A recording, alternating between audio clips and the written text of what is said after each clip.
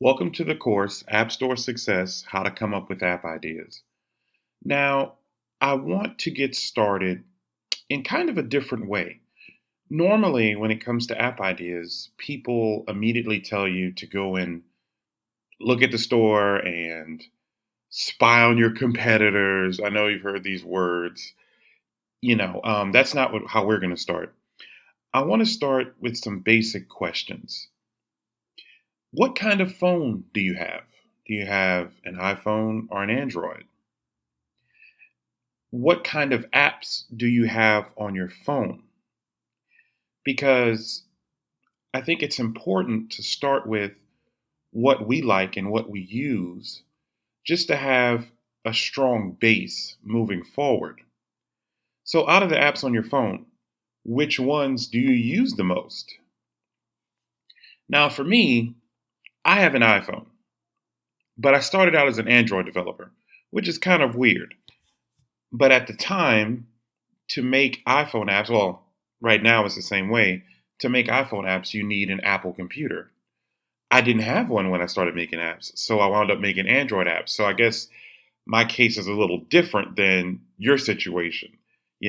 But on my phone, for example, apps that I use a lot: Spotify, MyFitnessPal, Facebook, Discord, PayPal. Well, because I have an app business, I use a lot of PayPal. What else is on my phone that I really use a lot? WorldStar Hip Hop. Sometimes you need your daily dose of just craziness. And Facebook ads, AdWords, MailChimp, Tinder, and other dating apps. So I have a different, well, I wouldn't say different because these are a lot of popular apps that people use. But I'm sure the mix, like if I read every app that was on my phone, the mix of all those apps would probably be different than your average person. And that's okay because there are millions and billions of people who use apps. So it's good to be different. And if you look at what's on your phone, try to categorize them. So, for example, is the apps on your phone, are they photo based, news based? Are they games? Are they social, business, utility, music, video, health, creative? It's good to categorize because when you start to make apps or you're coming up with your app ideas, you're going to be going in different categories.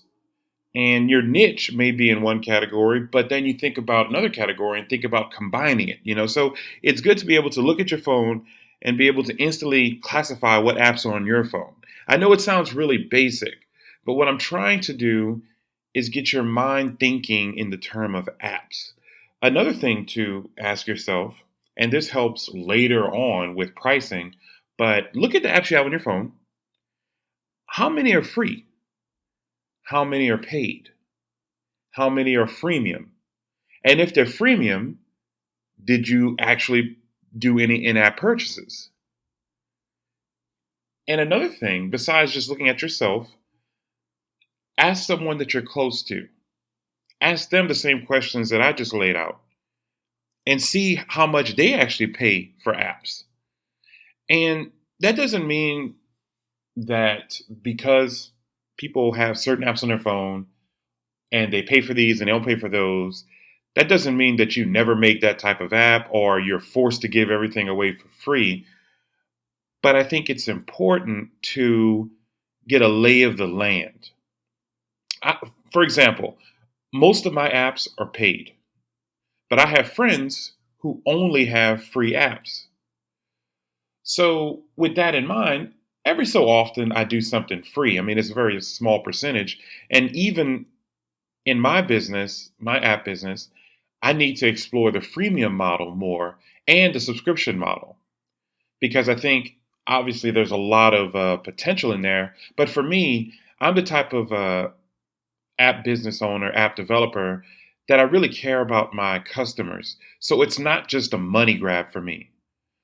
So that's why I've been very careful in how I try those different payment models because I don't want to have my users feel like I'm trying to squeeze every penny out of them. That's not why I started making apps.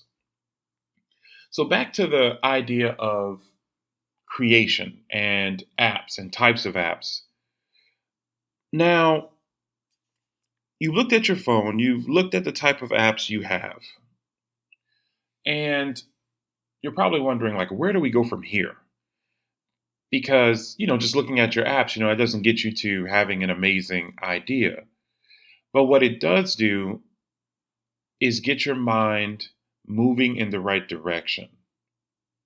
And that's what our goal is. Let's get our minds moving in the right direction so that we can become a factory of app ideas. Because once these app ideas start flowing, it's going to be very hard for you to stop them. I can't stop the ideas from flowing. I have a note, not just one notebook, multiple notebooks full of app ideas. Since when I first started making apps, like I just kept writing ideas down. I have that, and then I have my notes app. I would say, thousands of app ideas. App ideas would keep me up at night. That's how many would come to me, and I just couldn't contain myself. So let's get things going in the right direction, and let's go to the next lecture.